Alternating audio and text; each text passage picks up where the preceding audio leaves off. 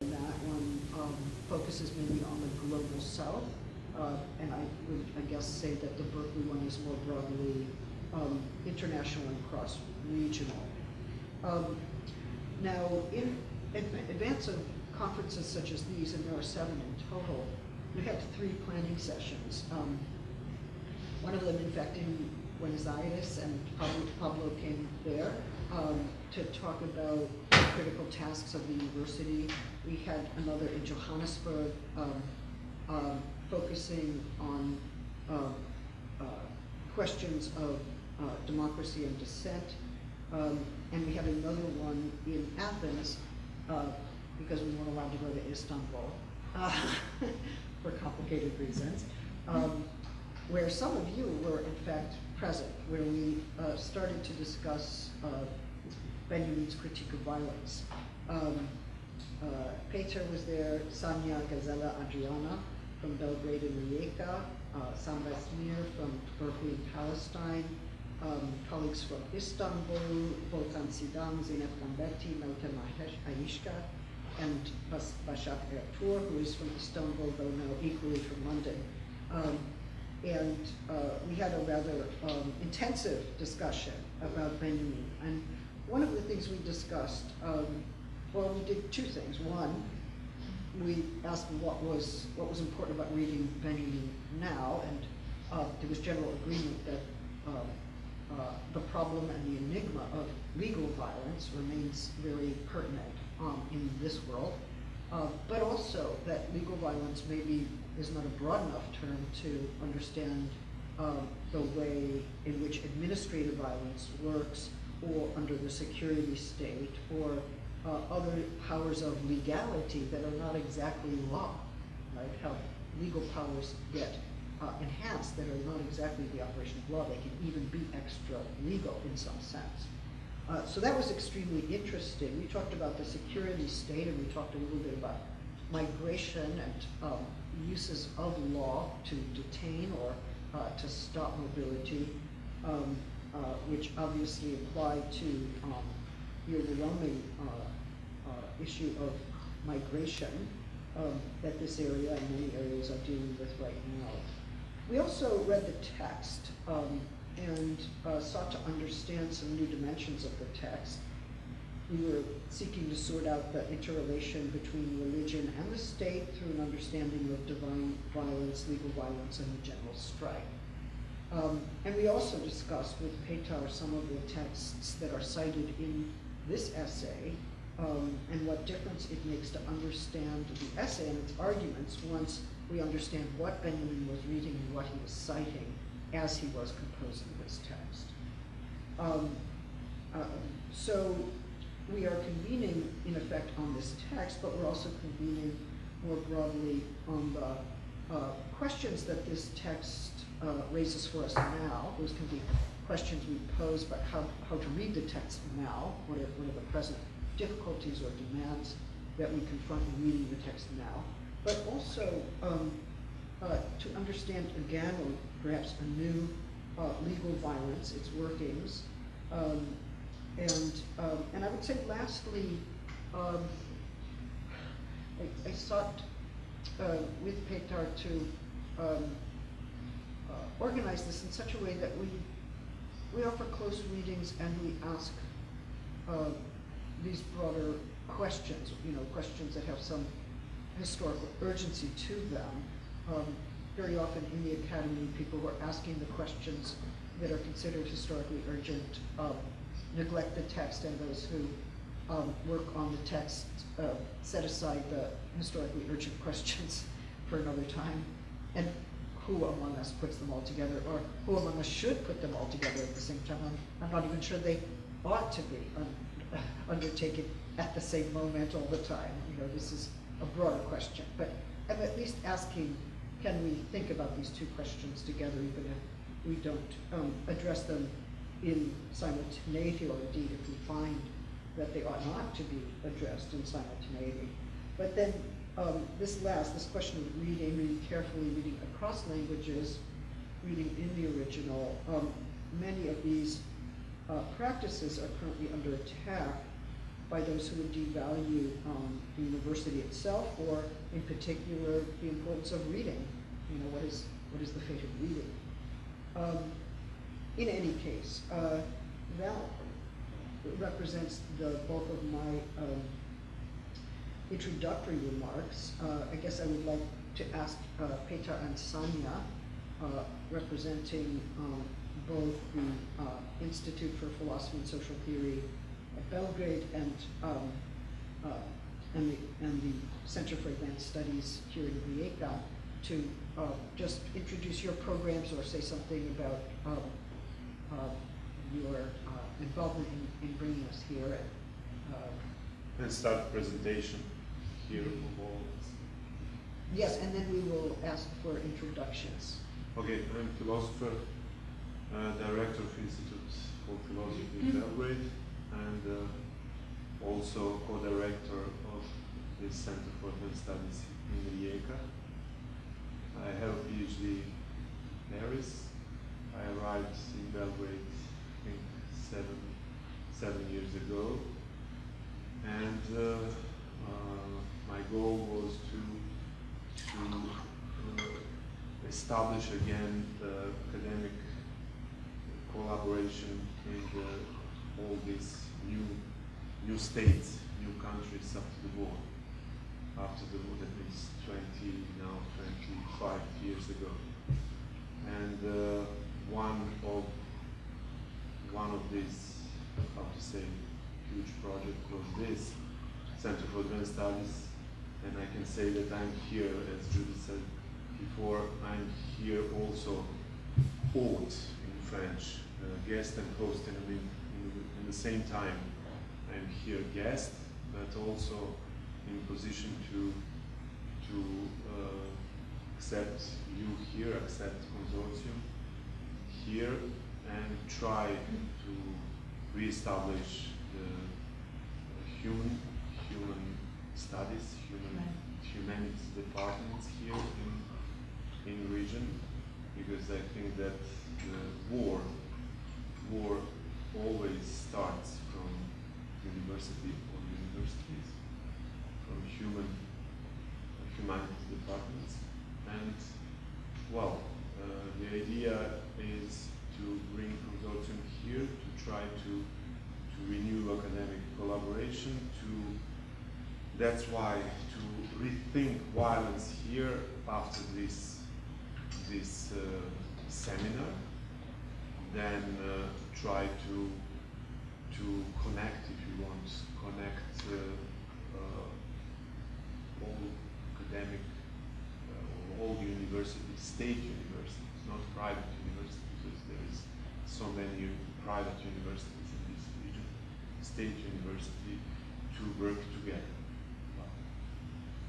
And thank you very much for your goodwill to be part of this, to think again, okay, thanks to Benjamin, of course, think again this complicated text and try to think this new problems and because this region is still we can say in war, in violence, latent violence. Thank you. My name is Sanya, and I'm here at the Center for Advanced Studies Executive Director, which means that I have lovely people working with me, Edward Georgievich, Monica Cano-Abadia, and Kristina Smoljanovic, and I'm very happy to have them, because without them, this venture would not be as successful as we may here experience, and I'm hoping that you will enjoy your stay in Rijeka, and during our work enjoy not only seminar, your specific venue seminar, but also other activities that you so graciously and willingly accepted when I invited some of you to participate in a public debate. So the Center for Advanced Studies is established 5 years ago, And what we did at the beginning, we firstly started with fundraising, which is, we knew that there is no public money dedicated to the humanities especially. And first thing was to go to Brussels, to Berlin, to Vienna, to other important spots of power, money, and other things, negotiating what can be done with the humanities. All this started also with the support of the Maison de Sciences de l'Homme and the activities of that institution. And the idea was to have tripartite way of financing this new institution. Why am I insisting on fundraising? Well, because it's always there. And that's the reason why I thanked my colleagues, because they helped me in justifying to our donors what we are doing. And so why tripartite? The ideal thing that happened in France is that you have 1/3 provided by the state or the Ministry for Science, 1/3 is provided by the private donors or funding, and 1/3 should be provided through European funding. And after 5 years, we slowly started getting European projects, which are with no doubt very difficult to obtain. We have very, very little, almost nothing from the state of Croatia, and only from the University of Rijeka. And Judith today met our rector, and thanks to her willingness, we actually got this possibility to start to work on humanity. And of course, the third part is that you still need to go ask for money, and this is our usual times that we need to survive or find our way. But put that on the side, we succeeded in funding or obtaining funding for about 54 junior fellows. We organized on a yearly basis 2 to 3 conferences, always hopefully in collaboration with the Institute for Philosophy and Social Theory. We worked on a lot of summer schools and workshops. And one of the summer schools that is going to happen next week is thanks to so generous support of the Mellon and of the consortium, because the Center for Advanced Studies is taking active part in the going called International Consortium for the Critical Theory programs. So many, many thanks to all of you for being here with us. We are expected to learn a lot from you, and just enjoy your stay here in Rijeka, and let us hope that you will be back. Okay. Wondering if people could briefly go around the table and introduce yourselves to us. You don't have to, it doesn't have to be a big concrete pencil biography, but just some indication of who you are and what brings you here would be lovely. And those of you who seem to be on the left bank, on my left bank. Always a good part. I would please include you as anyway. Julia, do you want to? Sure, yeah. So my name is Julia. I teach in the Department of English and Comparative Literature at Goldsmiths, which is in Southeast London. I did my PhD at Northwestern. I did a postdoc before moving to London, and I work primarily in early work, specifically as it leads up to the critical violence, in fact. So what I'm trying to complete now is basically based on that work I did for my PhD. But my specific angle has been Benjamin's early work in relationship to his interest in contemporaneous mathematics via his friendship with Gershom Scholem. And a lot of my work is based on the archives in Jerusalem as well as in Berlin and elsewhere. That's Roger. So my name is Massimo, and I live in Rome, but I work in Naples, the University of Naples. I had a PhD in philosophy, not on Benjamin, but on French Hegelianism. Like someone else, maybe. But then I translated Benjamin political writings, let's say so, from Italian, and I was busy with critical violence in a book called Benjamin Liebe in Italian, and I also have something to do with Max Weber, so the problem of the monopoly of violence, of legal violence, has occupied my brain for a long time, and I keep on studying French Hegelianism in the meanwhile. And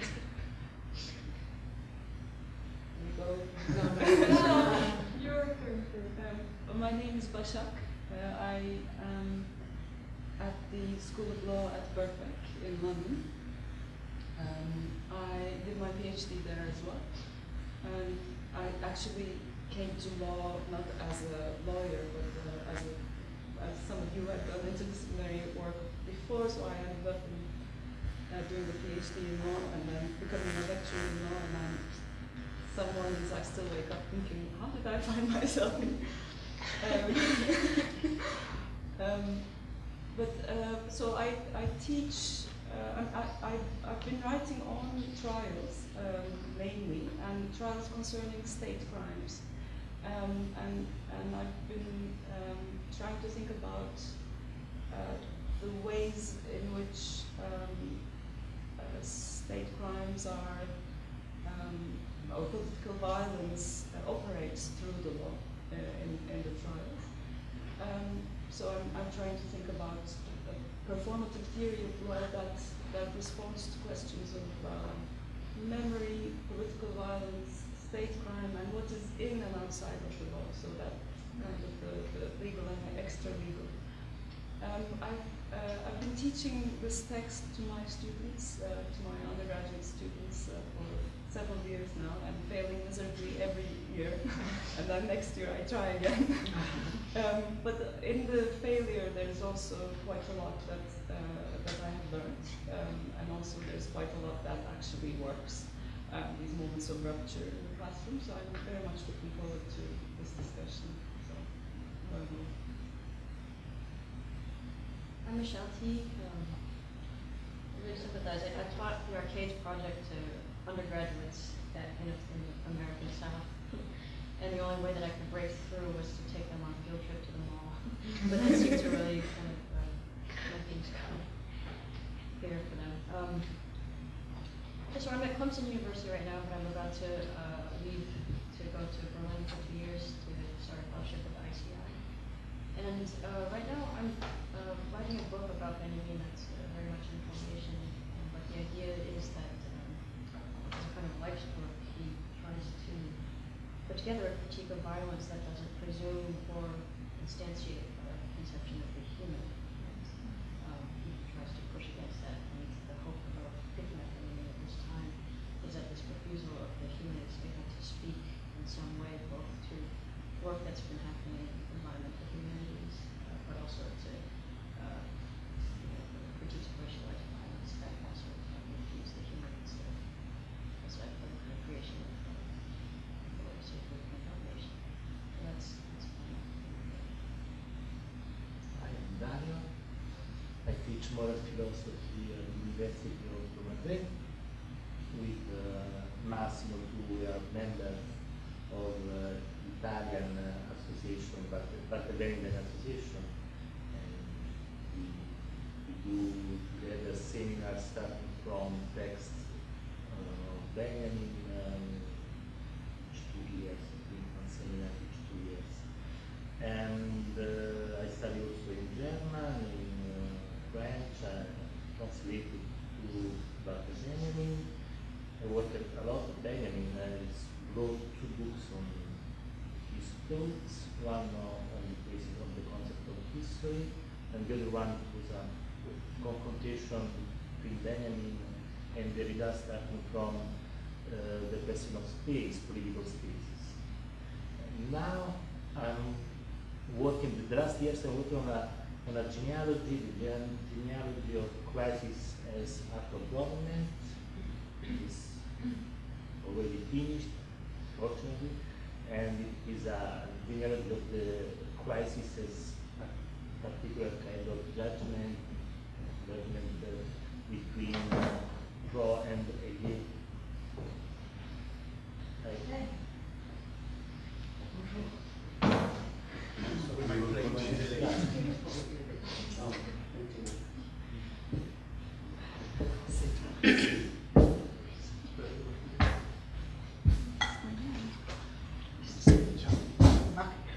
he will have it. Please. Okay, it is my last work, my last research on crisis as art of government. It's a genealogy starting from Plato to the neoliberal, our neoliberal times, and my thesis is that there is a kind of similarities between these 2 points in the genealogy of crisis about the kind of judgment, is the judgment as a conservative judgment and not in the modern sense as judgment between revolution and conservation. No? It's a kind of judgment, this one of crisis that is for conservation also in a biopolitical way. This relics of the term that is a medical and forensic term. This is my last word. Here. My name is Astrid and I'm teaching at the Ruhr University in Bochum. Bochum is a part of Germany which I do not know whether you have had the opportunity to visit. The Ruhrgebiet, it's from a mining region, so it's, and I'm teaching there media studies and gender studies. But actually I studied philosophy and I worked a lot on the early works of Benjamin too, and I wrote a dissertation that it's long ago. Also Benjamin and Hermann Cohen, who was a Jewish philosopher, and so I thought a lot on the relationship between Hermann Cohen and Walter Benjamin, but this time I didn't. Yeah, and I teach a lot in queer theory in the past years, and I think I'm always trying to bring, the different questions and question of violence and critique somehow together. I'm very much looking forward to our discussion. So, don't know what to say. Except that I'm very thankful to be here with this big company. And thanks to you for this invitation. I studied philosophy in Chile and German also. I worked a little about Benjamin. I have published with a couple of friends a new translation of the political violence about 3 or 4 months ago, with a series of articles, a series of papers on this political violence. And I don't know what to say. That's a bit dilettante. I work on several themes at the same time, metaphysics and ethics and aesthetics and so on. And Benjamin is a guy that is very interesting for me these precisely these kind of themes. I'm Annelise Francois. I teach comparative literature and English at UC Berkeley, and I'm also very dilettantish in my relationship to Benjamin and in my relationship to my current book project, which is very long in the making and slow, and it's about the slowness of environmental violence. Or that would be one way of talking about it. The violence of a certain kind of enclosure of time within the logic of 24/7. So it's a book about the refusal of accumulation, and it could be read as a long extended meditation on Benjamin's Allgemeines Kleinmal and the kind of alternative to storage economies of overproduction. And I think the link that I'm most interested right now between this current book and Benjamin's essay is I've been obsessing over the recent deployment of state violence in France against the ZEV movement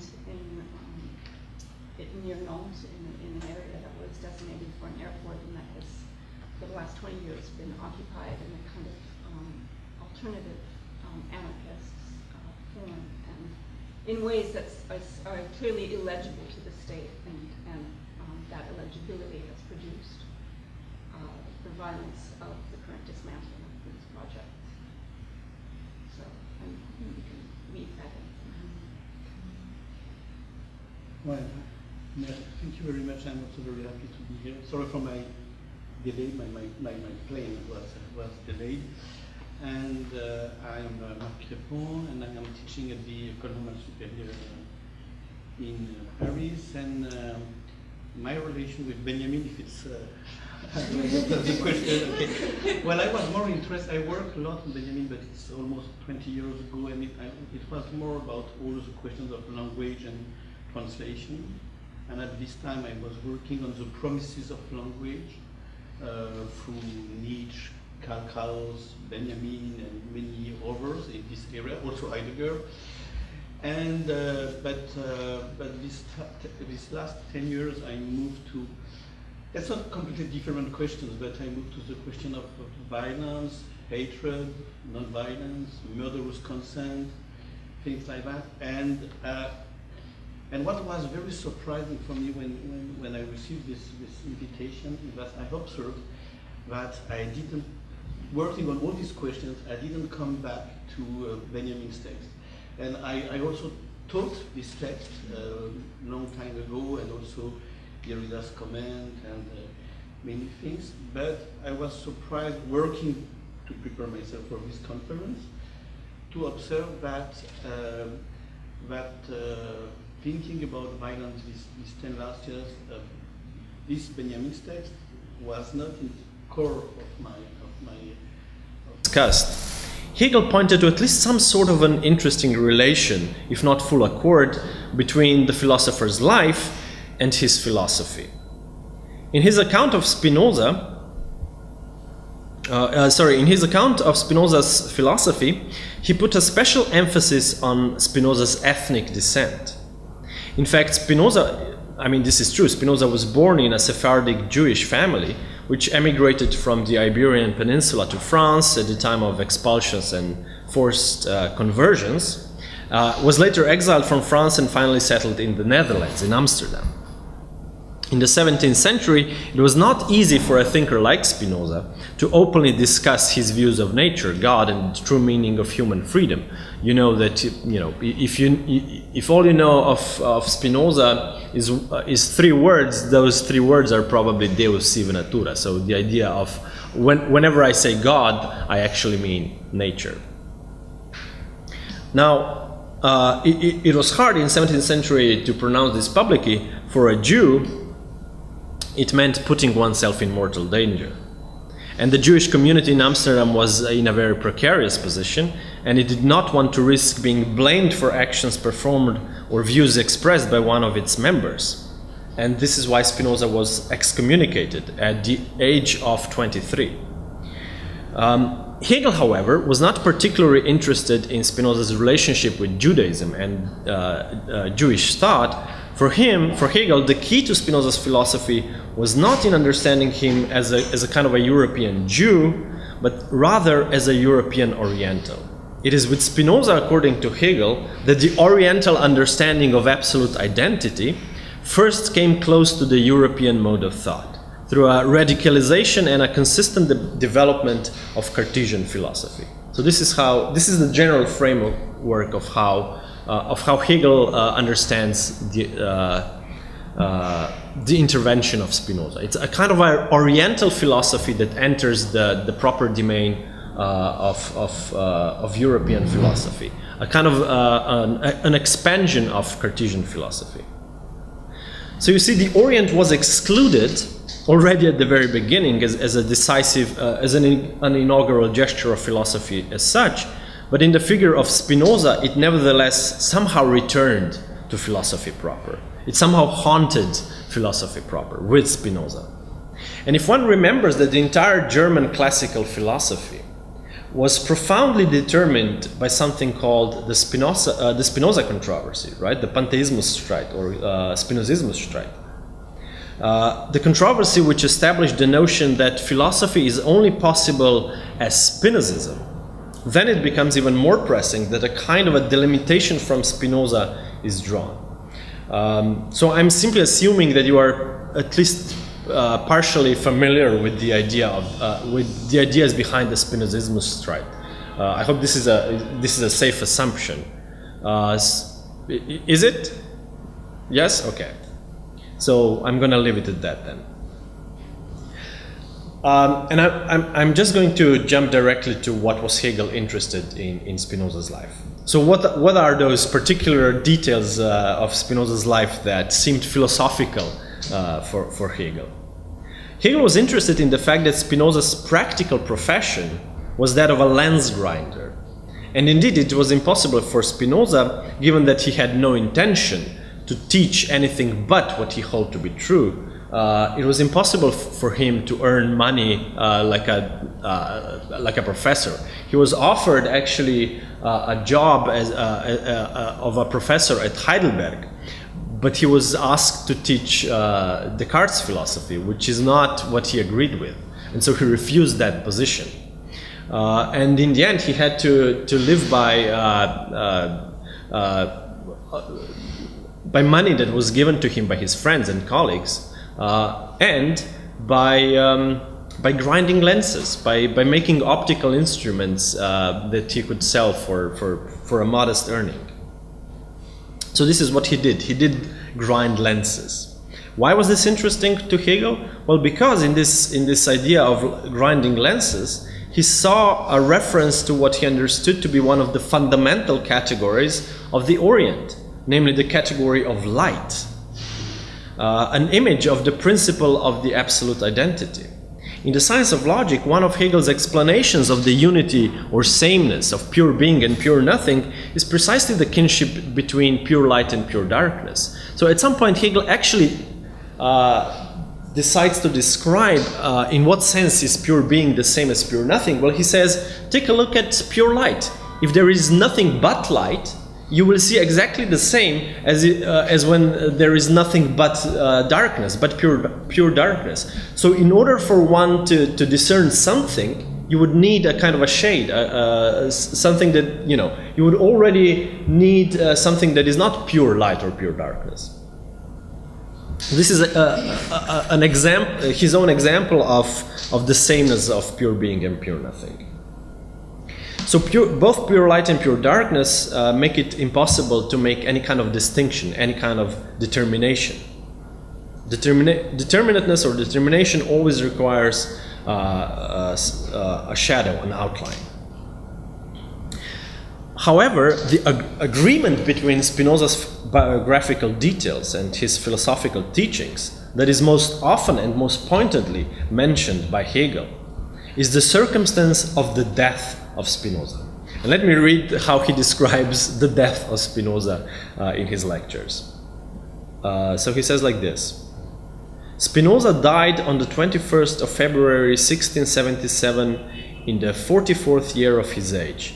The cause of his death was consumption, Schwindsucht, that's sushica, I think, in Serbian. We call it today tuberculosis, but he uses the old term Schwindsucht, from which he had long been a sufferer. Spinoza was a sufferer of Schwindsucht. This was in harmony with his system of philosophy. This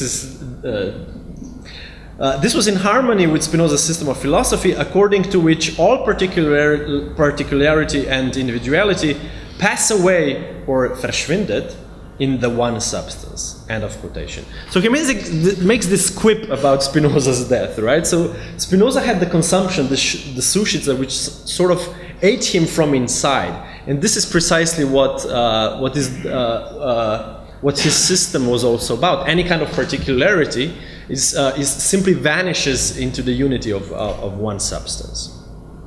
There's a lot of people who would read the quip that Hegel makes about Spinoza's death as a kind of yes, Spinoza died of the substance, meaning that Spinoza was drinking some substance and basically drank himself to death. But I think this is actually what the quip means. It's really this idea of Schwindsucht, because this entire there's a line of concepts actually, which are very Hegelian concepts, which relates to the idea of verschwinden, dahinschwinden, and so on. Now, schwinden, of course, means to wane, to disappear, to shrink into non-existence. It is as if the cause of death in Spinoza's case was not so much the peculiar sickness of the body, this or that sickness, but rather passing away as such, the death itself. Spinoza as something particular and individual disappeared, verschwindet, into the abyss, or schwinde, of the absolute substance, where there is no distinction and where all particularities are dissolved into nothing, in dem alles nur dahinschwindet. But it is as if this accidental and banal biographical detail, the cause of death, that is somehow put the finishing touch on Spinoza's philosophy of the one sentence. This is how I choose to read this quip that Hegel makes. It is as if everything that Spinoza says about the one substance is correct. The one thing that was missing is that this idea of Verschwindung itself verschwindet. So this whole idea of vanishing vanishes itself. It is as if this whole idea of the deadness dies itself. And what I'm referring to, of course, is the whole idea of death itself, which is a very important concept within the Pauline Christianity. The idea of the God himself dying. This is something that the Protestant Christianity also took over. There are hymns, and Hegel makes a lot of references to them. There are Protestant hymns, Lutheran hymns, which describe the idea of God himself dying. So the idea of death on the cross is not just the idea of Jesus as human, in his human nature dying, but it's the idea of God himself dying. So what Hegel is driving at is the death of the death itself. The negation of negation, if we try to use the very famous Hegelian concept. So in the end, what Hegel would do with Spinoza is basically say, yes, Spinoza is correct. What Spinoza says is perfectly true. All that it still lacks is a kind of a punctuation mark at the end of his sentence. And that punctuation mark is what he was talking about also in the delimitation of the Orient as such. So let me conclude this presentation of Hegel's lectures and by simply saying again that first of all, the exclusion of the Orient is an intra-philosophical decision. It's not simply exclusion of something external, it's a kind of exclusion within philosophy itself. So Orient is excluded within philosophy. It's kind of a bizarre concept. At the same time, this exclusion is a groundless decision. It's Entscheidung in this profoundly groundless, as a profoundly groundless operation. There is nothing positive from which this Entscheidung has to take place. It's a drawing a demarcation line with pure nothing, or adding or adding nothing to it, but a kind of a punctuation mark. And thirdly, the critique of Spinoza was a defining gesture of German idealism in general, and for Hegel specifically. It is as if the inaugural gesture of philosophy, the delimitation from pure nothingness, had to be repeated. So not only it had to happen once at the very beginning, it had to be somehow repeated, well, in Hegel's own specific time, in Hegel's own specific philosophical conjuncture. So what remains in the end of what I had to say today is simply to point out that contemporary political situation in Europe, and I hope I'm not going to make too big of a stretch now from this purely metaphysical and logical considerations into contemporary contemporary concept of Europe, but it's suffice to say that the demarcation line with the Orient seems to be very present even today. If we just think about the reaction from countries reaching from Germany to Austria to the Balkans, from Slovenia to Greece, the reaction seems to be very clear that these refugees from Syria and other migrants in Europe, well, they need somehow to be stopped. Europe still somehow tries to define itself through this barrier, through this Grenze with the Oriental threat, with the threat of the Orient, without there being any specificity to the Orient as such. There is this concept, but we know nothing about it. And by the way, in Germany they have this crazy organization. I think it's still active, though less prominent than it used to be. It's called Pegida. It's something like a union of Westerners against the dangers of the Orient, or something like that. Pegida is, of course, a very Oriental name, but they chose it for some reason. Anyway, I think what is even more important, and something that adds to this discussion about the metaphysical questions of the Orient, the logical questions of the delimitation with pure nothing, is the idea that inasmuch as this is still, apparently, the defining trait of Europe as a concept, it is still clear that this Orient has to take place in a certain body, in a certain individual. It does grips specific individuals. So a purely logical and conceptual edifice takes a grip somehow on material individuals and defines them. And I will just end here, simply for trying not to be too long this morning. I have more things to say specifically about Eastern Europe. What would that be? A kind of like an idea of Europe within Europe, a kind of weak Orient within Europe itself. But I might leave that to any questions if they arise. So thank you very much.